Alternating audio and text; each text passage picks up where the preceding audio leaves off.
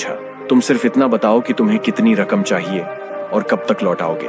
ठगों ने कहा, सेठ जी, हमें 5,000 रुपए चाहिए और यह कर्ज हम जल्द ही लौटा देंगे।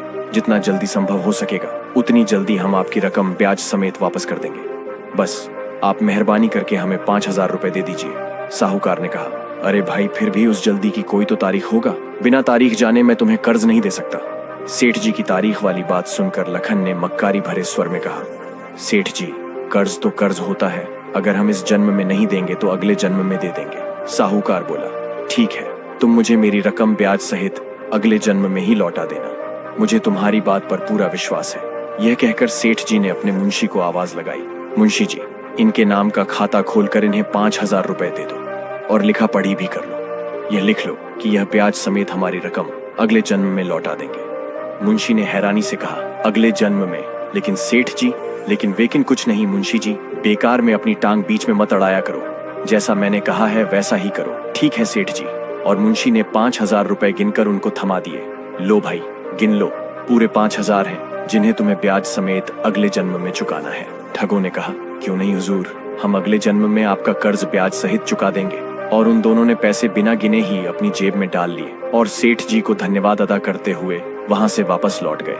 उन दोनों के वहां से जाते ही रुपए देने वाले मुंशी ने सेठ से कहा, हुजूर, आप यह जानते हुए भी कि वे लोग रुपया वापस लौटाने का इरादा नहीं रखते, फिर भी आपने उन्हें रकम उधार क्यों दे दी? मुंशी की बात सुनकर सेठ हंसा और कहने लगा, मैंने यह सब जानते बूझते हुए भी उन्हें रुपया उधार क्यों दिया? ये बात अभी तुम्हें समझ में नहीं आएगी, वक्त आने पर मैं आपको समझाऊंगा। फिर भी मेरी इस बात को गांठ बांध कर रख लो कि कर्ज कर्म के समान होता है। इस जन्म का कर्ज अगले जन्म में भी मनुष्य के साथ रहता है और उसी के अनुसार जीवन भोगना पड़ता है। मुंशी मन ही मन सोचने लगा, पता नहीं सेठ जी क्या कह रहे हैं, मेरे तो कुछ भी पल्ले नहीं पड़ रहा, पर मुझे क्या समस्या, इनका पैसा है, फूंके या मुफ्त में लुटाएं। उधर दोनों ठग खुशी खुशी अपने राह चले जा रहे थे। लखन ने कहा, भाई, यह सेठ तो हमारी उम्मीद से भी ज्यादा मूर्ख निकला।